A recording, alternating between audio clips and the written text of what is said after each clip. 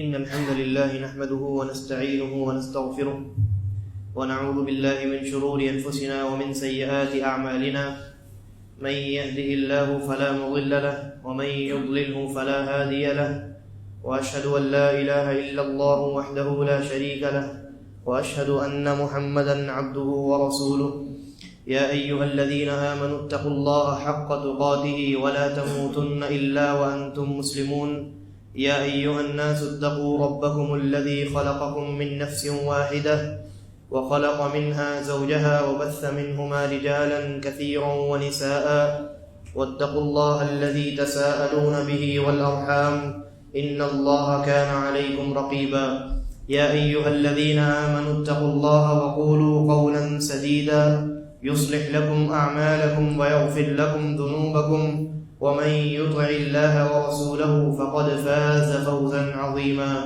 أما بعد فإن خير الحديث كتاب الله وخير الهدي هدي محمد صلى الله عليه وسلم وشر الأمور محدثاتها وكل محدثة بدعة وكل بدعة ضلالة وكل ضلالة في النار.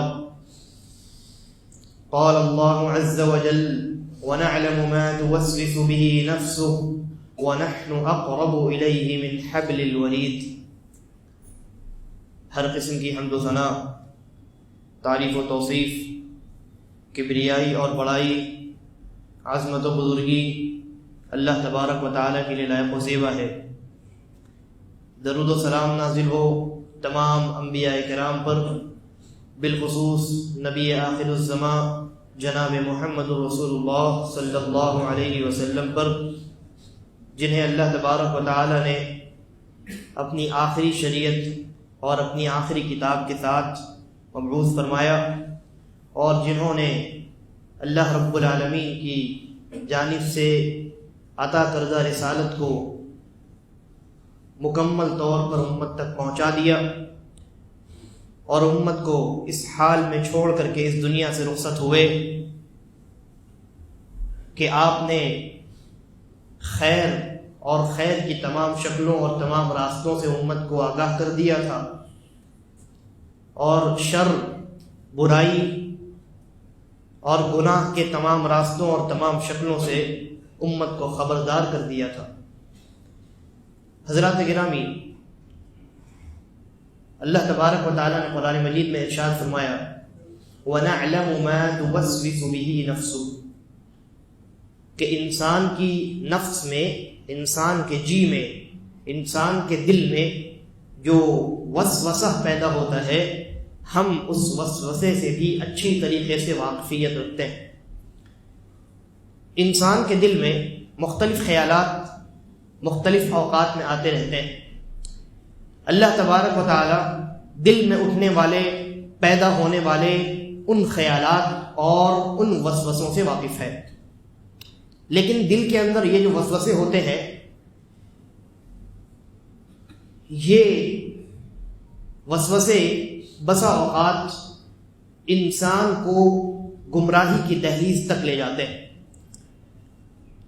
انسانوں کے گمراہ ہونے کے جو اسباب ہیں، بگڑنے اور خراب ہونے کے، اللہ کی اطاعت سے دور ہونے کے، شریعت اسلامیہ سے کنارہ کش ہونے کے جو اسباب ہیں، ان میں ایک بہت بڑا سبب دلوں میں پیدا ہونے والا یہ وسوسہ ہے. دیکھیے، انسان کے دل میں جو خیالات پیدا ہوتے ہیں، انسان کے جی میں، نفس میں، دل اور دماغ میں جو افکار اور تصورات پیدا ہوتے ہیں، یہ دو قسم کے ہوتے ہیں.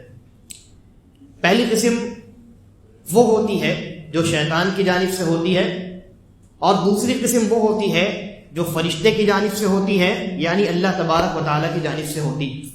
چنانچہ سنن ترمذی کی روایت ہے، نبی اکرم صلی اللہ علیہ وسلم نے ارشاد فرمایا کہ ابن آدم کے دل میں شیطان بھی اپنی جانب سے خیالات کو داخل کرتا ہے، اور ایک فرشتہ بھی ہوتا ہے جو انسان کے دل میں خیالات کو داخل کرتا ہے. شیطان جو خیالات انسان کے دل میں، انسان کے جی اور اس کے دل و دماغ میں داخل کرتا ہے، وہ خیالات انسان کو شر میں مبتلا کرنے اور حق کو جھٹلانے والے ہوتے ہیں. یعنی برائی، گناہ، نافرمانی، معصیت اور اللہ رب العالمین کی اطاعت سے دور کرنے والے یہ خیالات ہوتے ہیں، انہیں ہی وسوسہ کہا جاتا ہے۔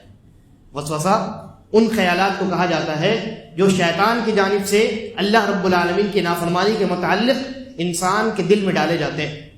اور یہ جو خیالات ہوتے ہیں، یہ خیالات شیطان کی جانب سے انسان کے دل میں پہنچتے ہیں، لیکن انسان کو اس بات کا احساس نہیں ہوتا کہ یہ خیالات خارجی ہیں، باہر سے کسی نے ان کو داخل کیا ہے۔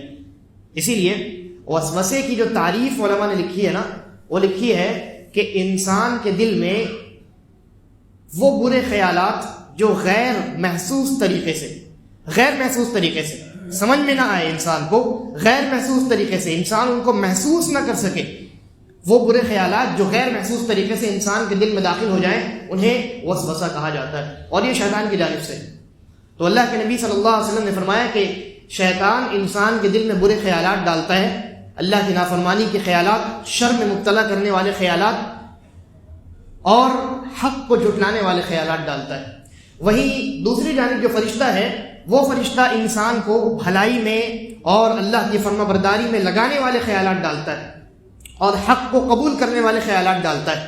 لہذا اللہ کے نبی صلی اللہ علیہ وسلم نے آگے فرمایا، جس انسان کو کوئی اچھا خیال دل میں محسوس ہو تو اسے اللہ رب العالمین کی حمد و ثنا بیان کرنی چاہیے، الحمدللہ کہنی چاہیے۔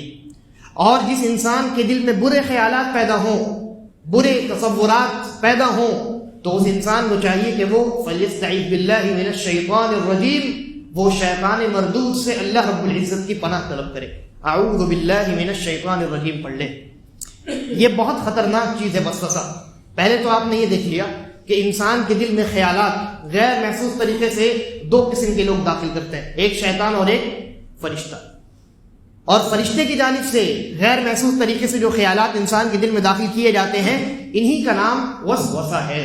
البتہ فرشتوں کی جانب سے یا اللہ تبارک و تعالیٰ کی جانب سے جو خیالات، اچھے خیالات انسان کے دل میں داخل کیے جاتے ہیں، انہیں وسوسہ نہیں کہا جاتا، ان کا مختلف نام دیا جاتا ہے، خیر والے خیالات، یا انہی کو الہام بھی کہا جاتا ہے۔ الہام کا معنی کیا ہوتا ہے؟ اللہ رب العالمین کی جانب سے کوئی خیال غیر محسوس طریقے سے انسان کے دل و دماغ میں آ جائے۔ تو یہ فرق ہے وسوسے میں اور الہام میں، بہت مائنر فرق ہے۔ فرق صرف اتنا ہے کہ برے خیالات جو غیر محسوس طریقے سے انسان کے دل میں آئے وہ وسوسہ ہے، انسان کو گناہ میں لگانے والے خیالات، برائی پر ابھارنے والے خیالات، یہ شیطان کی جانب سے ہیں، اور اس خیال کا باہر سے آنا انسان محسوس نہیں کر پاتا ہے۔ البتہ اگر یہی خیالات اچھے ہوں، بہترین خیالات ہوں، اللہ کی اطاعت و فرما برداری میں لگانے والے، نیکیوں پر ابھارنے والے خیالات ہوں، تو یہ وسوسہ نہیں۔ یہ بھی غیر محسوس طریقے سے آتے ہیں، تھوڑی انسان کو معلوم ہوتا ہے کہ اللہ رب العالمین میرے دل میں الہام کر رہا ہے، یہ فرشتے نے آ کر کے یہ خیال دل میں ڈال دیا ہے، یہ خیال آ جاتا ہے، انسان کو محسوس نہیں ہوتا کہ کسی نے باہر سے داخل کیا ہے، لیکن یہ خیال باہر ہی سے داخل کیا جاتا ہے۔ اس خیال یا اس طرح کے خیالات کو کیا کہتے ہیں؟ الہام کہتے ہیں، جو اچھے بہترین خیالات ہوتے ہیں۔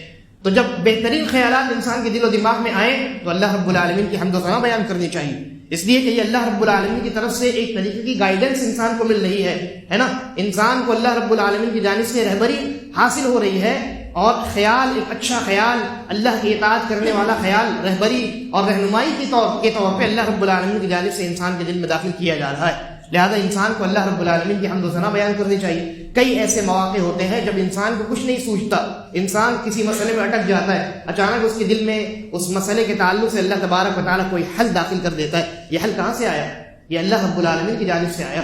کبھی کبھی باطل کی جانب سے، اہل بدعت کی جانب سے، اہل کفر کی جانب سے، اہل الحاد کی جانب سے بعض شکوک و شبہات پیدا کیے جاتے ہیں اور الزامات عائد کیے جاتے ہیں یا اعتراضات اٹھائے جاتے ہیں۔ ان اعتراضات کے بسا اوقات اللہ تبارک و تعالیٰ بعض علماء کے دل میں جو جوابات ہیں وہ الہام کر دیتا ہے، داخل کر دیتا ہے، اور وہ خوش ہو جاتے ہیں، اس کے بعد وہ اللہ کی حمد و ثنا بیان کرتے ہیں اور جواب دیتے ہیں۔ تو بہرحال یہ دو قسمیں ہیں خیالات کی، ایک شیطان کی جانب سے ہے جنہیں ہم وسوسہ کہتے ہیں، اور دوسری جو قسم ہے وہ اللہ رب العالمین کی جانب سے ہے جنہیں ہم وسوسہ کہتے ہیں، جنہیں ہم الہام کہتے ہیں، اچھے خیالات کہتے ہیں۔ تو جو اچھے خیالات ہیں وہ اچھے خیالات ہیں، انسان کو ان خیالات پر خوش ہونا چاہیے، انسان کو ان خیالات کے آنے پر اللہ رب العالمین کی حمد و ثنا بیان کرنی چاہیے، الحمدللہ کہنا چاہیے۔ رہ گیا مسئلہ شیطان کی جانب سے جو خیالات آتے ہیں جنہیں ہم وسوسہ کہتے ہیں، یہ بہت خطرناک چیز ہے، اور اگر ہم نے اس وسوسے کا ٹھیک طریقے سے علاج نہیں کیا تو یہ وسوسہ بہت بڑا بن جاتا ہے اور انسان کو گمراہی میں لے ڈوبتا ہے۔ آپ ان وسوسوں کی مثالیں اپنے معاشرے میں آئے روز دیکھتے رہتے ہیں، ہمیشہ آپ کی نظروں کے سامنے اس طرح کے واقعات پیش آتے ہیں۔ میں 2-3 مثالیں آپ کے سامنے پیش کرتا ہوں۔ مثال کے طور پہ شیطان نے کسی کے دل میں وسوسہ داخل کیا کہ دیکھو تمہارے دوست احباب سگریٹ پیتے ہیں، تم بھی جا کر کے ایک مرتبہ کش لگا کر کے دیکھو۔ انسان کے دل میں بعض اوقات یہ وسوسے پیدا ہوتے ہیں نا، انسان کے جو دوست اور احباب ہے، جو اس کا حلقہ احباب ہے، جو فرینڈ سرکل ہوتا ہے، ان میں سے ہر انسان تو نمازی اور مطلب یہ کہ روزہ رکھنے والا اور پابند شریعت ہوتا نہیں، بعض اچھے بھی ہوتے ہیں، بعض برے بھی ہوتے ہیں۔ تو جو برے ہیں کبھی کبھی ان کی برائی کا اثر ہمارے اوپر ہوتا ہے اور دل میں یہ خیالات پیدا ہوتے ہیں شیطان کی جانب سے کہ اس نے سگریٹ کا کش لگایا ہے اور وہ یہ کہتا ہے کہ سگریٹ میں بہت بہترین قسم کی یہ چیز ہے اور بہت بڑا مزہ آتا ہے، ایک مرتبہ تم بھی لگا کر کے دیکھ لو۔ یہ جو خیال آیا ہے کہاں سے آیا ہے؟ یہ شیطان کی جانب سے آیا ہے، یہ وسوسہ ہے۔ اور اس کا حکم کیا ہے؟ کیا انسان گنہگار ہوتا ہے یا نہیں ہوتا ہے؟ انشاءاللہ اس پر ہماری بات ہوگی۔ تو یہ گناہوں کے متعلق انسان کے دل میں وسوسہ۔ اسی طریقے پر اس سے بھی خطرناک بعض اوقات انسان کے ایمان اور عقیدے کے متعلق انسان کے دل میں وسوسہ پیدا ہوتا ہے۔ جیسا کہ آج آپ جانتے ہیں سوشل میڈیا کا زمانہ ہے نا، تو شیطان جو ہے وہ الگ الگ طریقے سے مختلف ہتکندے اختیار کر کے انسان کو گمراہ کرنے کی کوشش کرتا ہے۔ ابھی بعض لوگوں نے جو ہے وہ عجیب و غریب اشکال پیش کیا، وہ یہ کہنے لگے کہ بھائی یہ دنیا جو ہے اور یہ جو ہم زندگی گزار رہے ہیں اور یہ جو کچھ ہے اٹھنا بیٹھنا چلنا پھرنا، یہ زندگی ہی نہیں ہے، یہ کچھ نہیں ہے، یہ بس ایسے ہی ہے، یہ ہمارا امیجنیشن ہے، یہ ہمارا کیا ہے؟ امیجنیشن ہے، اور یہ ہماری آنکھوں کا دھوکہ ہے۔ اس طرح کے جو خیالات ہوتے ہیں یہ شیطان کی جانب سے ہوتے ہیں۔ یا اسی طریقے پر انسان کے عقیدے میں شیطان کوئی وسوسہ داخل کرے، جیسے انسان کے دل و دماغ میں اس طرح کے سوالات پیدا ہوں کہ بھائی یہ ہمیں تو اللہ تبارک و تعالیٰ نے پیدا کیا، اور زمین اور آسمان کو اللہ تبارک و تعالیٰ نے پیدا کیا، اللہ تبارک و تعالیٰ کو کس نے پیدا کیا ہے نا؟ اس طرح کے خیالات بعض اوقات آتے ہیں، اور بعض اوقات جو اسلام دشمن طاقتیں ہیں وہ یہ اس طرح کے اعتراضات بھی اٹھاتے ہیں ہمیشہ۔ لہذا یہ جو خیالات ہیں یہ انسان کے عقیدے پر وار کرنے والے اور عقیدے کو بگاڑ دینے والے اور ایمان کو برباد کر دینے والے خیالات ہیں، یہ وسوسے ہیں شیطان کی جانب سے۔ اسی طریقے پر انسان عبادات انجام دیتا ہے، اور مسلمان کی زندگی میں طہارت اور پاکیزگی کی بڑی اہمیت ہے کہ نہیں؟ نبی اکرم صلی اللہ علیہ وسلم فرمایا الطہور شطر الایمان، صحیح مسلم کی غالباً روایت ہے کہ پاکیزگی اختیار کرنا، پاک اور صاف ہونا، یہ آدھا ایمان ہے۔ الطہور شطر الایمان، آدھا ایمان ہے۔ تو پاکی اختیار کرنا، وضو کرنا، غسل کرنا، بالخصوص غسل جنابت کرنا، یہ اسلام کا ایک اٹوٹ حصہ ہے جس کے بغیر آپ نماز، قرآن، ان تمام چیزوں کو انجام نہیں دے سکتے، اور خواتین تو روزہ بھی نہیں رکھ سکتی۔ لہذا یہ پاکیزگی اختیار کرنا اور پاکی اختیار کرنا یہ اسلام کا ایک اٹوٹ حصہ ہے جس پر بہت ساری عبادات کی بنیاد ہے۔ تو شیطان کیا کرتا ہے؟ شیطان بسا اوقات اسی بنیاد پر ضرب لگانے کی کوشش کرتا ہے۔ طہارت کے معاملے میں انسان کے دل میں شکوک و شبہات پیدا کرنے کی کوشش کرتا ہے اور انسان کی طہارت کو برباد کرنے کی کوشش کرتا ہے۔ آپ دیکھیے بسا اوقات کیا ہوتا ہے، بعض حضرات جو ہے وضو اور غسل کے بارے میں وضو اور غسل کے متعلق شکوک و شبہات میں مبتلا رہتے ہیں، وسوسے میں مبتلا رہتے ہیں۔ وہ وضو کرنے کے لیے جاتے ہیں، وضو 5 منٹ میکسیمم انسان کو لگے گا، لیکن وہ انسان آدھا گھنٹہ بیٹھ کر کے وضو کرتا ہے، ایک مرتبہ ہاتھ دھوتا ہے۔ اچھا، ہاتھ دھونے سے پہلے میں نے بعض لوگوں کو خود دیکھا ہے، اس نے ایک وضو میں تقریباً 30 سے 35 مرتبہ بسم اللہ کہا۔ اس نے کہا بسم اللہ اور ہاتھ دھونا شروع کیا، اور پھر اس کے بعد اس کو تشفی نہیں ہوئی، وسوسہ پیدا ہو گیا کہ لگتا ہے میری زبان سے بسم اللہ ٹھیک طریقے سے ادا نہیں ہوا ہے۔ دوبارہ اس نے بسم اللہ کہا، تیبارہ بسم اللہ کہا، اور یہ سلسلہ چلتا چلا گیا۔ 30 سے 35 مرتبہ، کم از کم میں کہہ رہا ہوں، اس نے بسم اللہ کہا، اور 15 سے 20 منٹ اس نے وضو کرنے میں لگائے۔ میں نے اس سے پوچھا کہ بھائی یہ کیا معاملہ ہے؟ اس نے کہا کہ مجھے تشفی نہیں ہوتی، میں ہاتھ دھوتا ہوں اور پھر جب کلی کرنے کے لیے جاتا ہوں تو مجھے یہ دل میں خیال پیدا ہوتا ہے کہ میں نے ہاتھ ٹھیک طریقے سے نہیں دھویا۔ پھر جب میں چہرہ دھونے کے لیے جاتا ہوں تو کلی کے بارے میں شک ہوتا ہے کہ میں نے کلی اور ناک پتہ نہیں صحیح سے صاف کیا ہے کہ نہیں کیا، وضو ہوا کہ نہیں ہوا۔ تو وہ انسان دوبارہ وضو کرتا ہے، دوبارہ وضو کرتا ہے۔ وضو جو 5 منٹ کا کام ہے، اس انسان کو وضو کرنے میں 20 سے 25 منٹ لگ جاتے ہیں۔ اور اس کا نقصان کیا ہوتا ہے؟ بعض لوگ سوچیں گے ارے بھائی اچھی طریقے سے وضو ہی تو کر رہا ہے، نقصان کیا ہے؟ نقصان یہ ہے کہ اس انسان کی نماز چلی جاتی، جماعت چھوٹ جاتی، کبھی کبھی تو نماز کا وقت بھی ضائع ہو جاتا ہے۔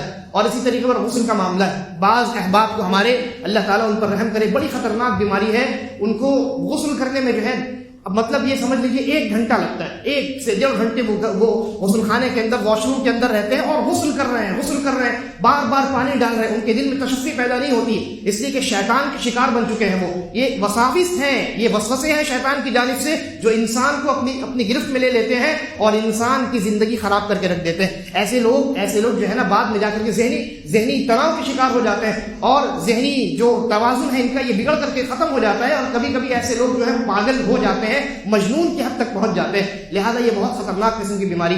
ایک عالم ہے ابن حجر الہیتمی، یہ دوسرے ہیں، ابن حجر الاسقلانی جو صحیح بخاری کے شارح ہیں وہ دوسرے ہیں، اور یہ دوسرے ہیں ابن حجر الہیتمی رحمہ اللہ۔ ان کی ایک کتاب ہے، بڑی ذخیر کتاب ہے، الفتاوی الفقہیہ الکبریٰ۔ اس میں انہوں نے اپنے زمانے کا ایک واقعہ لکھا کہ 2 شخص تھے اور یہ دونوں جو ہے حالت جنابت میں چلے گئے، یعنی ان کے اوپر غسل واجب ہو گیا۔ تو اب یہ دریائے نیل میں گئے غسل کرنے کے لیے، ان کو اپنے گھر میں جو پانی ہے وہ اتنا پانی کافی نہیں ہوتا، تو وہ دریا میں پہنچ گئے۔ اس کے بعد ان دونوں نے غسل کرنا شروع کیا۔ صبح فجر کے وقت گئے تھے، وہ فجر کے وقت دریائے نیل میں پہنچے اور وہاں انہوں نے غسل کرنا شروع کیا۔ غسل کر رہے ہیں، کرتے جو ہے ان میں سے ایک آدمی نے کہا کہ مجھے تشفی نہیں ہو رہی ہے، غسل میں ڈوب کر کے غسل کر رہا ہوں پانی میں، لیکن تشفی نہیں ہو رہی ہے، غسل جنابت پتہ نہیں ہے پاک ہوا کہ نہیں ہوا۔ تو دوسرے آدمی نے کہا کہ ٹھیک ہے ایک کام کرو، میں یہاں پہ کھڑا ہو کر کے دیکھتا ہوں، تم ایک کام کرو پانی میں ڈوب جاؤ اور میں یہ بتاؤں گا کہ تمہارا سر پانی میں ڈوبا کہ نہیں ڈوبا، یعنی پورا جسم مکمل طور پہ پانی میں ڈوبا کہ نہیں ڈوبا۔ تو وہ پہلا انسان پانی میں ڈوب گیا اور برابر یہ دوسرا انسان اس کو کہتا جا رہا ہے کہ نہیں اور ڈوبو، اور اندر جاؤ پانی کے، اور اندر جاؤ پانی کے، ابھی تمہارا سر، ابھی تمہارا بال دکھ رہا ہے۔ اس طریقے سے وہ اندر گیا، پھر باہر نکلا، پھر اندر گیا، پھر باہر نکلا۔ پھر اس کے بعد وہ دوسرے آدمی کی باری آئی، اس نے کہا کہ ٹھیک ہے اب تم دیکھو۔ تو وہ دوسرا آدمی جو ہے وہ پہلے آدمی کو دیکھنے لگا کہ وہ صحیح طریقے سے اندر ڈوب کر کے مکمل اپنے جسم کو پانی میں ڈبا کر کے غسل کر رہا ہے کہ نہیں کر رہا ہے۔ یہ سلسلہ چلتا رہا۔ امام ابن حجر الہیتمی رحمہ اللہ کہتے ہیں کہ یہ سلسلہ چلتے عشاء ہو گئی، مغرب ہو گئی، فجر میں گیا تھا۔ یہ دونوں حضرات کب گئے تھے دریائے نیل میں؟ دریا میں گئے تھے۔ سمجھنے کی بات ہے، سوچنے کی بات ہے، دریا میں گئے، وہاں یہ فجر میں پہنچے ہیں اور ان کو یہ عمل کرتے کرتے تقریباً مغرب سے عشاء کا وقت ہو گیا۔ کہتے ہیں اس دن کی نماز ان کی ختم، اس دن کی نماز فجر سے لے کر کے عشاء تک کی نماز ختم، کیونکہ پورا وقت اس نے غسل کرنے میں لگا دیا ہے کہ نہیں؟ تو یہ بیماری جس انسان کو جکڑ لیتی ہے، شیطان جس انسان کو اپنی اس طرح کی گرفت میں لے لیتا ہے، وہ انسان یعنی بہت مشکل کا شکار ہو جاتا ہے، اور یہ بہت بڑی بیماری، اس بیماری سے نکلنے کی ضرورت ہے۔ آج بھی معاشرے میں آپ دیکھیں بہت سارے ہمارے احباب ہیں جو وضو اور غسل کے معاملے میں اس طرح کے وساوس کے شکار ہیں، اور اس طرح کے یعنی برے خیالات ان کے دل میں آتے رہتے ہیں، ان کو تشفی نہیں ہوتی، بلکہ اس کے علاوہ وضو اور غسل یہ تو بڑی چیز ہے، چھوٹی چیزوں میں، گھر کے معاملات میں، گھر میں اگر کوئی باہر سے کہیں مہمان آ گیا اور کسی چیئر پہ بیٹھ گیا تو وہ اس چیئر کو صابن سے جب تک دھو نہیں لیتے تب تک ان کو تشفی نہیں ہوتی۔ اگر کسی نے ان کے گھر کے برتن میں کھانا کھا لیا تو وہ اس برتن کو نکال کر کے باہر کسی اور کو دے دیتے ہیں، وہ خود اب دوبارہ استعمال نہیں کریں گے۔ تو یہ جو ہے نا یہ وساوس ہے، یہ شیطان کی جانب سے، اور علماء نے اپنی کتابوں میں بڑی صراحت کے ساتھ اس بیماری کا ذکر کیا ہے اور اس کا علاج بتایا ہے۔ یہ بہت خطرناک قسم کی بیماری ہے، اور یہ بیماری ہر زمانے میں رہی ہے، لیکن آج کے زمانے میں یہ بیماری بہت زیادہ ہے، اور اس بیماری کے پائے جانے کے جو اسباب ہیں ان میں سے ایک بہت بڑا سبب ہے علم کی کمی۔ ایک بہت بڑا سبب کیا ہے؟ علم کی کمی۔ لوگوں کو علم نہیں ہے، لوگ جانتے نہیں ہیں کہ طہارت کیسے حاصل کی جائے، کس عمل کو، کتنے عمل کو، کب ایک انسان پاک ہوگا نہیں ہوگا۔ اب دیکھیے نبی اکرم صلی اللہ علیہ وسلم، ایک طرف تو آپ نے یہ مثال سن لی کہ دو لوگ جو ہے غسل کرنے کے لیے دریائے نیل میں پہنچ گئے، صبح سے لے کر کے شام ہو گئی تب بھی ان کا غسل مکمل نہیں ہوا، اور دوسری طرف نبی اکرم جناب محمد رسول اللہ صلی اللہ علیہ وسلم کے بارے میں حضرت عبداللہ بن زید رضی اللہ عنہ بیان کرتے ہیں، صحابی رسول ہیں، کہ اللہ کے نبی صلی اللہ علیہ وسلم کان یتوضأ بالمد، اللہ کے رسول صلی اللہ علیہ وسلم صرف ایک مد پانی سے وضو کر لیا کرتے تھے، اور جہاں تک غسل کی بات ہے تو آپ 4 سے 5 مد کے درمیان پانی سے غسل کر لیا کرتے تھے۔ ایک مد کتنا پانی ہے آپ جانتے ہیں؟ آپ کو حیرت ہوگی، ایک مد پانی انسان ایک نارمل ہائٹ، ایوریج ہائٹ کا انسان اگر اپنے دونوں ہاتھوں کو اس طریقے سے جوڑ لے، دونوں ہاتھوں کو، ہتھیلیوں کو جوڑ لے اور ان ہتھیلیوں میں پانی بھرے، تو یہ ہتھیلیاں پانی سے جب بھر جائیں گی تو کہا جائے گا کہ یہ ایک مد ہے. کیا کہا جائے گا؟ ایک چلو آپ کہہ لیجئے. دونوں ہتھیلیوں کو ملا کر کے چلو بنا لیا انسان نے اور اس میں انسان نے پانی ڈال لیا، تو یہ انسان کا ہاتھ بھر گیا، چلو بھر گیا. اسی بھرے ہوئے چلو کو ایک مد کہیں گے. اتنا پانی تو ہم خالی چہرے کو دھونے میں استعمال کر لیتے ہیں، ہے کہ نہیں؟ نبی اکرم جناب محمد رسول اللہ صلی اللہ علیہ وسلم اتنے مکمل پانی سے ایک مد، فقط ایک مد پانی سے مکمل وضو کر لیا کرتے تھے اور 4 سے 5 مد پانی سے مکمل غسل فرما لیا کرتے تھے. بعض روایات کے اندر آتا ہے، صحیح روایات ہیں، ان میں کسی صاحب نے ایک صحابی سے یہ عرض کیا کہ ہمارے لیے تو ایک سا جو ہے، ایک سا، یہ 4 مد ایک سا کہتے ہیں، 4 مد کا ایک سا ہوتا ہے. تو کہا کہ ایک سا پانی یعنی 4 مد پانی سے ہمارے لیے غسل ناممکن. تو صحابی نے بگڑ کر کے جواب دیا کہ تم سے بہتر شخصیت اور تم سے زیادہ جن کے گھنے بال تھے، یعنی رسول اکرم جناب محمد رسول اللہ صلی اللہ علیہ وسلم، وہ 4 مد پانی سے غسل کر لیا کرتے، اور تم کہتے ہو کہ میرے لیے ایک سا پانی یہ کافی نہیں ہے اور ایک مد پانی وضو کے لیے کافی نہیں ہے. انسان کو چاہیے کہ جتنا کم وہ پانی استعمال کر سکے وضو اور غسل میں، اتنا کم پانی استعمال کرے. اور اسی طریقے پر یہ جو پیشاب اور پاخانہ کا معاملہ ہے، پیشاب اور پاخانے کے معاملے میں بہت سارے ہمارے احباب جو ہیں یہ وسوسے کے شکار رہتے ہیں. وہ قضاء حاجت کے لیے جاتے ہیں، پیشاب کرنے کے لیے جاتے ہیں یا پاخانہ کرنے کے لیے جاتے ہیں، تو ان کو وہاں بھی بہت زیادہ وقت لگتا ہے. میں نے بعض ایسے احباب کو دیکھا ہے، دوستوں کو دیکھا ہے کہ جنہیں تقریباً آدھا سے پون گھنٹہ وہ ٹوائلٹ میں لگتا ہے. پیشاب کرنے بھی جاتے ہیں تو 15 منٹ منیمم لگتا ہے. یہ بیماری ہے، یہ بہت خطرناک قسم کی بیماری ہے.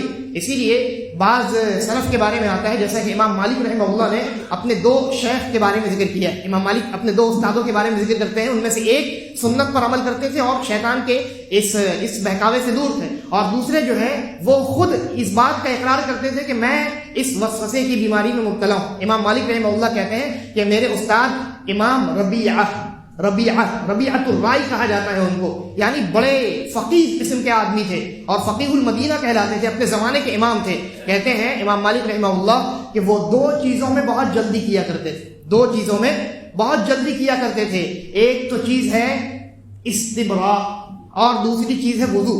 استبراء کہتے ہیں پیشاب کرنے کے بعد اپنے پیشاب سے اپنے آپ کو پاک کر لینا. پیشاب کر لیا انسان نے، اب دھو کر کے اٹھ جانا، اس کو کہتے ہیں استبراء. اور دوسری چیز ہے وضو. تو امام مالک رحمہ اللہ کہتے ہیں میرے شیخ امام ربیعۃ الرائی جو ہے مدینے کے فقیہ اور امام تھے، امام مالک کے استاد ہیں، آپ اندازہ لگا لیجئے. امام ربیعہ رحمہ اللہ وہ وضو کرنے میں اور پیشاب کرنے میں بہت جلدی کیا کرتے تھے، فوراً. بلکہ کہتے ہیں امام مالک رحمہ اللہ، ان کے الفاظ ہیں کہ اگر ربیعہ کے علاوہ، امام ربیعہ کے علاوہ میں کسی اور آدمی کو وضو کرتا ہوا دیکھتا تو مجھے ایسا لگتا کہ اس نے وضو کیا ہی نہیں ہے، لیکن میں امام ربیعہ کو جانتا ہوں، اس لیے میں یقین سے کہہ سکتا ہوں کہ ہاں انہوں نے صحیح طریقے سے وضو کیا. یعنی وضو کرنے میں اور پیشاب کرنے میں وہ اتنی جلدی کیا کرتے تھے. اور ایک دوسرے ان کے استاد ہیں عبد الرحمن ابن ہرمز.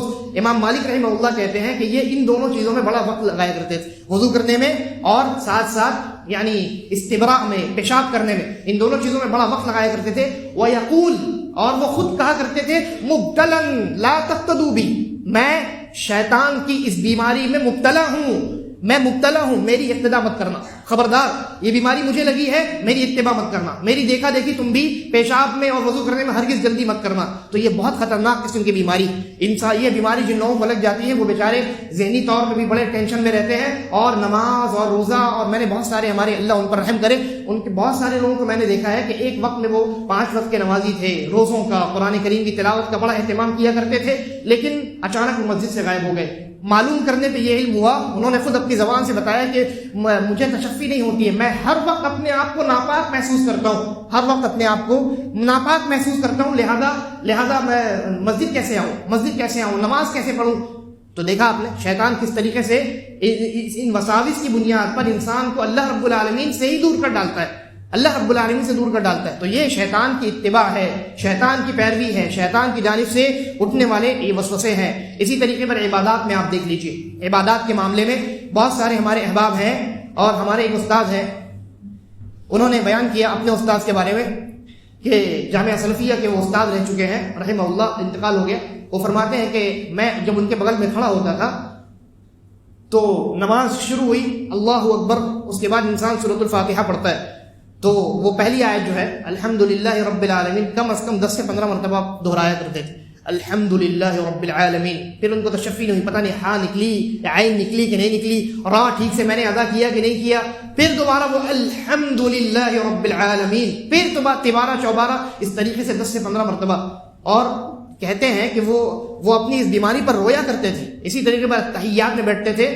تو یہ تو بہت سارے علماء نے بھی ذکر کیا ہے، یہ ابن حجر الہیثمی رحمہ اللہ جو ہے انہوں نے بھی ذکر کیا ہے کہ بعض احباب التحیات میں بیٹھتے ہیں تو التحیات للہ والصلوات اتنا پڑھتے ہیں پھر ان کو شک ہو جاتا ہے میں نے ٹھیک سے پڑھا کہ نہیں پڑھا، دوبارہ پڑھتے ہیں، دوبارہ پڑھتے ہیں، تو ان کو اس میں بھی بہت وقت لگ جاتا ہے. تو یہ جو ہے نا وسوسے، یہ عبادات میں وسوسے ہیں. اسی طریقے پر شیطان عبادتوں میں مختلف اور بھی طریقے ہیں جن سے انسان کے دل میں وسوسہ داخل کرتا ہے. جیسے بعض لوگ جب عبادت شروع کرتے ہیں، جیسے ہی عبادت شروع کرتے ہیں ان کو یہ احساس ہونے لگتا ہے کہ میری ہوا خارج ہو گئی، ریاح نکل گئی، یا یہ لگنے لگتا ہے کہ شرمگاہ سے لگتا ہے کچھ نہ کچھ نکل گیا ہے، کوئی قطرہ ٹپک گیا ہے، حالانکہ کچھ نہیں ہوتا ہے. یہ شیطان کی جانب سے، جیسا کہ علاج میں بتاؤں گا، شیطان، اللہ کے نبی صلی اللہ علیہ وسلم نے خود اس کا علاج بتایا ہے اور یہ شیطان کی جانب سے. اور صحابہ کرام رضوان اللہ علیہم اجمعین بھی خود اس عمل سے بچنے کے لیے کیا کرتے تھے، انشاءاللہ اس کا تذکرہ آئے گا. تو یہ جو چیزیں ہیں یہ شیطان کی جانب سے. اسی طریقے پر بعض احباب جب خاص کر کے خواتین میں یہ معاملہ، میرے پاس کئی واقعات ایسے آئے،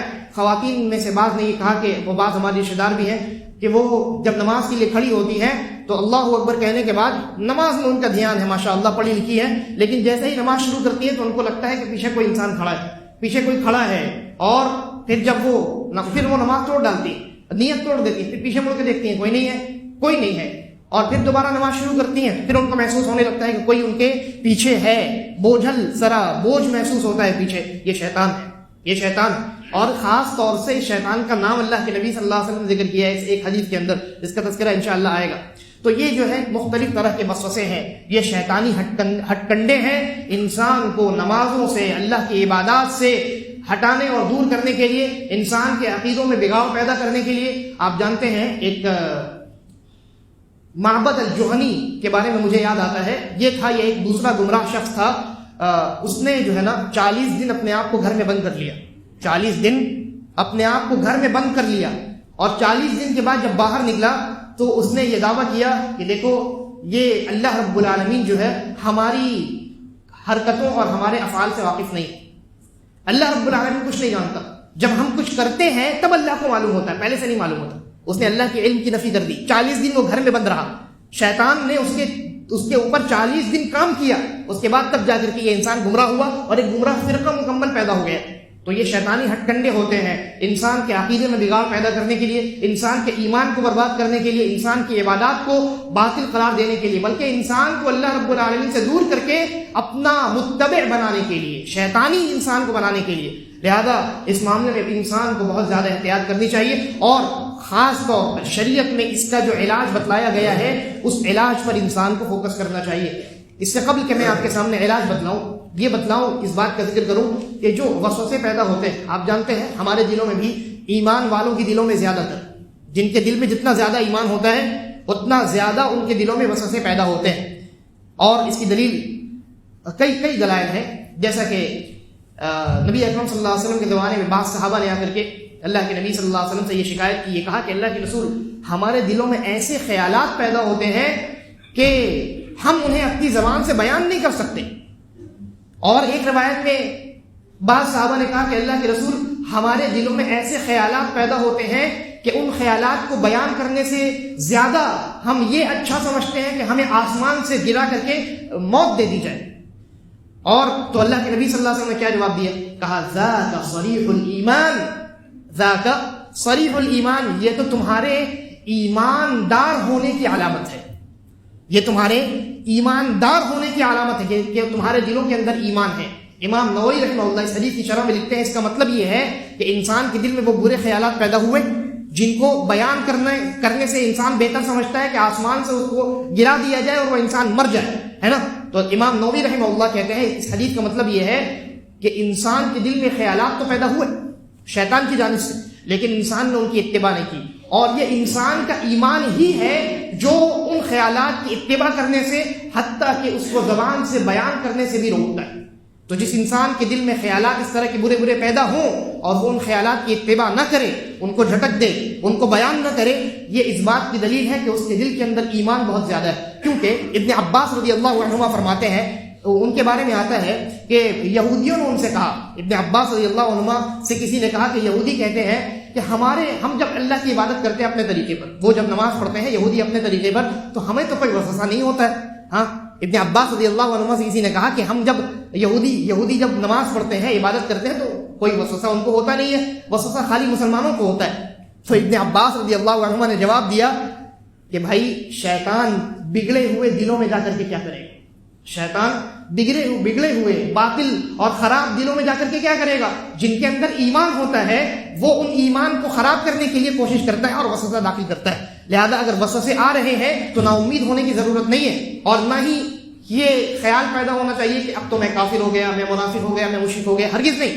اگر آپ ان خیالات کی پیروی نہیں کر رہے ہیں، ان وسوسوں پر دھیان نہیں دے رہے ہیں، بلکہ ان وسوسوں کو باطل سمجھ رہے ہیں، تو یہ آپ کے ایمان کی دلیل. اسی طریقے پر ابن عباس رضی اللہ عنہما نے ایک مرتبہ ارشاد فرمایا کہ ایک صحابی رسول اکرم صلی اللہ علیہ وسلم کے پاس آئے اور انہوں نے اللہ کے رسول صلی اللہ علیہ وسلم سے عرض کیا، اللہ کے رسول، بعض اوقات میرے دل میں ایسے خیال پیدا ہوتے ہیں کہ ان کو بیان کرنے سے میں یہ بہتر سمجھتا ہوں کہ میں کوئلہ بن جاؤں، مجھے جلا دیا جائے اور میں کوئلہ بن جاؤں، لیکن ان برے خیالات کو میں زبان سے بیان کرنا، زبان پر لانا گوارا نہیں کرتا. یعنی بڑے بڑے برے خیالات ہوتے ہیں اور میں ان کو بیان کرنا ہرگز درست نہیں سمجھتا ہوں، بلکہ سمجھتا ہوں کہ مجھے جلا کر کے لاکھ کر دیا جائے وہ بہتر، میں اپنی زبان پر وہ خیالات نہیں لا سکتا.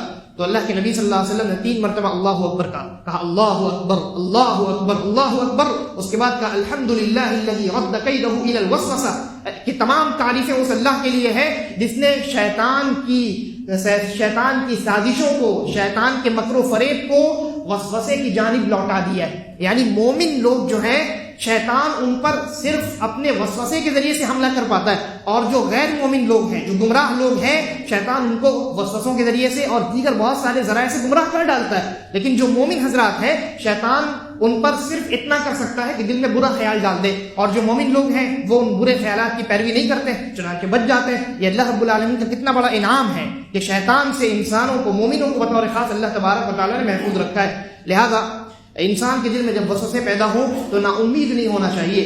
اور یہ جو وسوسے پیدا ہوتے ہیں اللہ تبارک و تعالیٰ ان پر کوئی مواخذہ نہیں کرے گا، کوئی پکڑ نہیں کرے گا، چاہے کتنے ہی برے کفریہ اور شرکیہ اور بے دینی والے خیالات ہی کیوں نہ پیدا ہو جائیں. کیونکہ صحابہ کرام رضوان اللہ علیہم اجمعین کا تذکرہ بھی آپ کے سامنے ہوا، ان کے دلوں میں خود ایسے برے خیالات پیدا ہوتے تھے، کیونکہ یہ شیطان کی جانب سے ہوتے ہیں. تو ان خیالات کے پیدا ہونے پر اللہ تبارک و تعالیٰ انسان کا مواخذہ نہیں کرے گا، انسان کی پکڑ، انسان کی گرفت قیامت کے دن نہیں کرے گا. لیکن اگر انسان نے بیان کر دیا، اگر انسان نے ان برے خیالات کو بیان کر دیا یا ان برے خیالات پر عمل کر دیا، تب پکڑا جائے گا. جیسا کہ نبی اکرم صلی اللہ علیہ وسلم کی حدیث ہے کہ اللہ رب العالمین نے میری امت کے دلوں میں پیدا ہونے والے وسوسوں سے اپنے قلم کو اٹھا لیا، معاف کر دیا، ان کی پکڑ نہیں کرے گا. حتی یتکلم او یعمل، یہاں تک کہ وہ گفتگو کر لے، اپنے اس برے خیالات کو بیان کر دے یا اس پر عمل پیرا ہو جائے. اگر اس نے بیان کر دیا، زبان پر اس نے لا دیا، یا اگر اس پر عمل کرنے لگا وہ انسان، تو قیامت کے دن وہ انسان پکڑا جائے گا. لہذا یہ جو وسوسے پیدا ہوتے ہیں، سب سے پہلے تو یہ کہ ان وسوسوں سے آپ کو ڈرنے کی ضرورت نہیں، اور ان وسوسوں پر اللہ تبارک و تعالیٰ کوئی مواخذہ نہیں کرے گا، نا امید ہونے کی ضرورت نہیں. بلکہ اگر آپ ان وسوسوں سے بچے ہوئے ہیں، ان کی اتباع نہیں کرتے، چاہے بہت کثرت کے ساتھ آپ کے دلوں میں وسوسے پیدا ہوں، یہ برے خیالات پیدا ہوں، لیکن اگر آپ ان برے خیالات کو برا سمجھتے ہیں، ان وسوسوں کو وسوسہ سمجھتے ہیں، تو یہ آپ کے ایمان کی دلیل ہے، آپ کے کفر اور نفاق کی دلیل نہیں ہے. یہ اس بات کی دلیل ہے کہ الحمدللہ آپ کا ایمان صحیح سالم ہے، جو ان وسوسوں کو پہچان کر کے ان کو رد کر ڈالتا ہے.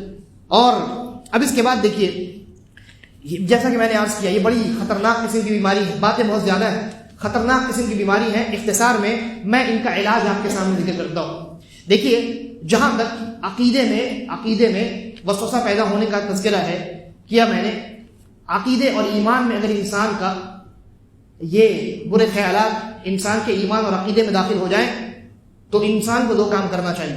جیسا کہ نبی اکرم صلی اللہ علیہ وسلم کی حدیث ہے، آپ نے ارشاد فرمایا کہ جب تمہارے دل میں یہ خیال پیدا ہو کہ تم کو اللہ نے پیدا کیا اور پھر اللہ کو کس نے پیدا کیا، اگر یہ خیالات پیدا ہو تو یہ شیطان کی جانب سے. اللہ کے نبی نے فرمایا تو اللہ رب العالمین کی پناہ طلب کرو شیطان مردود سے. وَلْيَنْتَهِ مِنْهُ، اور اس خیال کو وہیں اسٹاپ کر دو، آگے بڑھانے کی اجازت نہیں. جیسے ہی اس طرح کے برے خیالات، ایمان کے منافی خیالات، عقیدے کو بگاڑنے والے خیالات پیدا ہوں، دو کام کرنا ہے. پہلا کام کیا کرنا ہے؟ اعوذ باللہ من الشیطان الرجیم پڑھنا ہے. دوسرا کام یہ کرنا ہے، اللہ کے نبی نے کہا وَلْيَنْتَهِ مِنْهُ، ان خیالات کو وہی اسٹاپ کر دو، آگے اور بڑھانے کی ضرورت نہیں، کیونکہ اگر آگے بڑھایا تو یہ جم جائیں گے دلوں میں اور پھر ایمان عقیدہ سے خراب ہو جائے گا. تو یہ دو کام کرنے کے ہیں. اسی طریقے میں ایک تیسرا کام جس کا تذکرہ عائشہ رضی اللہ عنہا کی حدیث میں آیا ہے، وہ فرماتی ہے نبی اکرم صلی اللہ علیہ وسلم نے فرمایا کہ جب اس طرح کے خیالات پیدا ہوں تو ایک تو یہ کہ شیطان کی پناہ طلب کر لو اور اس کو وہیں اسٹاپ کر دو، اور فَلْيَقْرَأْ آمَنْتُ بِاللَّهِ وَرُسُلِهِ، یہ پڑھنا چاہیے انسان کو جب اس طرح کے برے خیالات عقیدے اور ایمان میں پیدا ہوں تو کہنا چاہیے آمنت باللہ ورسولہ، میں اللہ پر اور اس کے رسول پر ایمان لایا. تو جب انسان جیسے ہی اللہ کا ذکر کرے گا نا، شیطان بھاگ جائے، کیونکہ اللہ رب العالمین نے کہا وَمِن شَرِّ الْوَسْوَاسِ الْخَنَّاسِ، شیطان کے دو صفتوں کا تذکرہ سورہ الناس میں اللہ نے کیا. ایک تو بہت وسوسہ ڈالنے والا، اور ایک الخناس. الخناس کا معنی ہے ذکر اللہ کے وقت، ذکر الہی کے وقت پیچھے ہٹ جانے والا، بھاگ جانے والا. تو جیسے ہی یہ خیالات آپ کے دل میں پیدا ہوں، اعوذ باللہ من الشیطان الرجیم پڑھیے، ان خیالات کو وہیں اسٹاپ کر دیجئے. اور تیسرا کام آمنت باللہ ورسولہ پڑھیے. جیسے ہی آپ یہ پڑھیں گے شیطان بھاگ جائے گا، شیطان بہت تیزی کے ساتھ بھاگے گا اور دوبارہ آپ کے قریب نہیں آئے گا. اسی طریقے پر ایک یہ تو کئی علاج میں نے بتلائے، اور ان تمام کے علاوہ اور یہ بنیادی ایک علاج یہ ہے کہ آپ ان معاملات کے متعلق اہل علم سے سوال کریں. جب اس طرح کے خیالات چاہے نماز میں، چاہے طہارت میں، یا چاہے ایمان و عقیدے میں اس طرح کے خیالات پیدا ہوں تو کیا کریں؟ آپ اہل علم سے سوال کریں کہ اس طرح کے خیالات پیدا ہوتے ہیں، کیا کیا جائے. کیونکہ آپ دیکھیے صحابہ کرام رضوان اللہ علیہم اجمعین کے ذہن و دماغ میں جب اس طرح کے خیالات پیدا ہوئے تو انہوں نے کیا کیا؟ انہوں نے کیا؟ اللہ کے رسول صلی اللہ علیہ وسلم کی خدمت میں حاضر ہوئے اور پوچھا اللہ کے رسول سے کہ اللہ کے رسول کیا معاملہ ہے، کیا کروں. اسی طریقے پر ایک صحابی کی نماز میں یہ ہوتا تھا کہ وہ جب نماز پڑھتے تھے تو ایسا لگتا تھا کہ کچھ نہ کچھ ریا خارج ہو گئی، ہوا خارج ہو گئی ہے، یا کچھ شرمگاہ سے کچھ نکل گیا. تو اللہ کے نبی کے پاس آئے، سوال کیا انہوں نے، اللہ کے رسول کیا معاملہ ہے، کیا میں نماز توڑ دوں جب اس طرح کے خیالات ایسا محسوس ہوں کہ ریا خارج ہو گئی ہے یا شرمگاہ سے کچھ نکل گئی ہے، کوئی چیز نکل گئی. تو اللہ کے نبی نے کہا نہیں، اس وقت تک نماز نہ توڑو حتی یسمع صوتا او یجد ریحا، جب تک ایسا انسان جب تک یا تو کلیئرلی ہوا خارج ہونے کی آواز سن لے یا بدبو محسوس کر لے. جب تک یہ دونوں چیزیں نہ ہوں، صرف ایسے ہی محسوس ہو کہ کچھ نکل گیا، وہ شیطان کی جانب سے ہے، اس کی اتباع نہیں کرنی ہے، اس کو اگنور کرنا ہے. جب تک آپ آواز نہ سنیں اور جب تک آپ بدبو محسوس نہ کریں تب تک اس طرف دھیان دینے کی ضرورت نہیں. تو یہ کچھ طریقے ہیں، اس کے علاوہ اور بھی طریقے ہیں جن کے ذریعے سے انسان جو ہے وسوسوں کی ان بیماری سے اپنے آپ کو بچا سکتا ہے. اور ان وسوسوں کی بیماری جب انسان کو لگے، یہ وسوسے جیسے ہی پیدا ہوں، انسان کو چاہیے کہ فوراً وہیں اسٹاپ کر دے، ان کو آگے نہ بڑھائیں، ان کو دھیان ان کے اوپر اپنے دماغ کو نہ لگائیں اور ان کو اگنور کرتے ہوئے آگے چلے. گرچہ اس کو یہ محسوس ہو کہ نہیں ابھی میرا معاملہ پورا نہیں ہوا ہے، ابھی میں نے وضو صحیح سے نہیں کیا. اگر آپ کو نظر آ رہا ہے آپ کے اعضاء بھیگ چکے ہیں تو بھیگ چکے ہیں، دوبارہ ان کو رگڑنے کی، دوبارہ دھونے کی ضرورت نہیں، کوئی ضرورت نہیں. اور اسی طریقے پر اللہ تبارک و تعالیٰ انشاءاللہ میں ذکر کروں گا، وقت بہت زیادہ ہو گیا. اللہ تبارک و تعالیٰ ہم تمام کو نیک سمجھ کی توفیق عطا فرمائے اور ہم تمام کا خاتمہ ایمان اور اسلام پر کرے. ان الحمد لله نحمده ونستعينه ونستغفره ونعوذ بالله من شرور انفسنا ومن سيئات اعمالنا من يهده الله فلا مضل له ومن يضلل فلا هادي له واشهد ان لا اله الا الله وحده لا شريك له واشهد ان محمدا عبده ورسوله. بعض مواقع پہ ہمیں ایسا لگتا ہے کہ نماز کے لیے ہم کھڑے ہوئے اور آگے والی شرمگاہ سے کچھ نکل گیا، جبکہ کچھ نہیں نکلتا ہے. تو نبی اکرم صلی اللہ علیہ وسلم نے اس کا بھی علاج بتلایا. چنانچہ ایک حدیث ہے، آپ نے فرمایا، ایک صحابی ہے وہ بیان فرماتے ہیں کہ اللہ کے نبی صلی اللہ علیہ وسلم نے، میں نے دیکھا اللہ کے نبی صلی اللہ علیہ وسلم نے وضو کیا اور وضو کرنے کے بعد آپ نے ایک چلو پانی لیا اور پانی لینے کے بعد اپنے شرمگاہ پر مار لیا، اپنے شرمگاہ پر مار لیا. بعض احادیث میں پیشاب کرتے ہی وقت اس عمل کو انجام دینے کا تذکرہ ہے، یعنی آپ پیشاب کریں اور پیشاب کرنے کے بعد شرمگاہ کو دھونے کے بعد ایک چلو پانی آپ شرمگاہ پر مار لیں. اور بعض احادیث میں وضو کے وقت اس بات کا تذکرہ ہے کہ وضو کرنے کے بعد ایک چلو پانی لے کر کے شرمگاہ والے حصے پہ کپڑے کے اوپر سے مار لیں. تو کیا ہوگا؟ اس سے ہوگا یہ کہ جب یہ خیال پیدا ہوگا آپ کے دل میں کہ کچھ نکل گیا ہے تو فوراً آپ کو اپنے دماغ کو وہ اس پانی کی جانب لے جانا ہے کہ نہیں کچھ نکلا نہیں ہے، وہ میں نے چلو پانی جو مارا تھا نا اسی کی تری محسوس ہو رہی. وہ جو تری محسوس ہو رہی ہے، ٹھنڈک محسوس ہو رہی ہے، وہ اس پانی کا اثر ہے، وہ شرمگاہ سے کسی چیز کے نکلنے کا اثر نہیں۔ تو نبی اکرم صلی اللہ علیہ وسلم نے یہ بڑا بہترین نسخہ ہمیں دیا ہے، لہذا ہمیں چاہیے کہ ہم اس طرح کے وسوسوں سے شیطان کی پناہ طلب کریں، اور جو لوگ اس طرح کی بیماری میں، ان وسوسوں میں، شک اور شکوک کی اس خطرناک مرض میں مبتلا ہے، اللہ تبارک و تعالیٰ انہیں شفاء کامل اور عاجل عطا فرمائے، اور ہم تمام کا خاتمہ ایمان اور اسلام پر کرے۔ عباد اللہ رحمکم اللہ، ان اللہ یأمرکم بالعدل والإحسان وإیتاء ذی القربى وینہی عن الفحشاء والمنکر والبغی یعظکم لعلکم تذکرون، اذکروا اللہ یذکرکم وادعوہ یستجب لکم ولذکر اللہ اکبر، واللہ یعلم ما تصنعون۔